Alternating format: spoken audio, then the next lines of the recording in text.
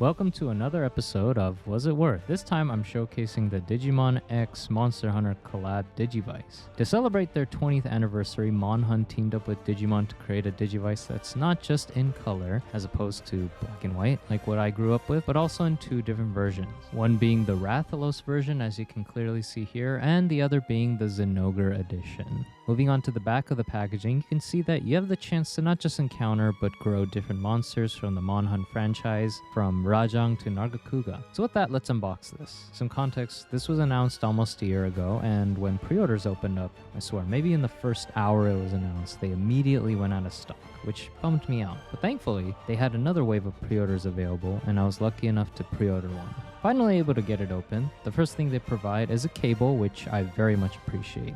Not like the circle lithium batteries that older models had to run on, so to be able to charge this via USB-C is a huge game changer. Here's a side-by-side comparison of an older model, this one being the X Digivice. Interestingly enough, there are more similarities between the two than I thought, from the design to the keychains. Of course, the biggest difference is what I just mentioned, how on the X Digivice, to get to the lithium battery, you have to unscrew the back, but for the Monhun edition, you just need to plug a cable into the port on the bottom. Actually, I forgot how to turn this on.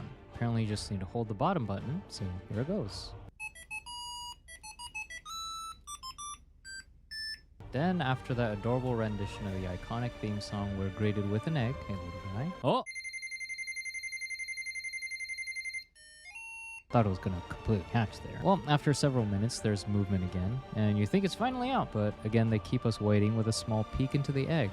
Reminds me of Lucky from Animal Crossing. Finally, after maybe about 20 or 30 minutes, out comes a baby Rathalos. Now we can do more things, like feeding him meat, which I imagine a growing boy like him needs a ton of. You can also keep giving him protein, which is going to give him some massive gains for the gym, and beating up other monsters. There's also training mode where you need to time the gauge to full power, and doing so breaks the rock. Moving on to the quest feature of the game, where we fight other monsters, and wouldn't you know, our first opponent is everyone's favorite, Kezu. You might still be wondering where there's any sort of Digimon elements, and there are. I haven't figured it out yet, but there is a way to get a special Greymon Rathalos fusion for this version, and in the other one, you could get a special Garurumon Zinogre fusion. Finally, for those curious about the pricing before shipping costs, I was able to pre-order this on the premium Bandai website for 7,700 yen. Thanks for watching. Follow and like for more.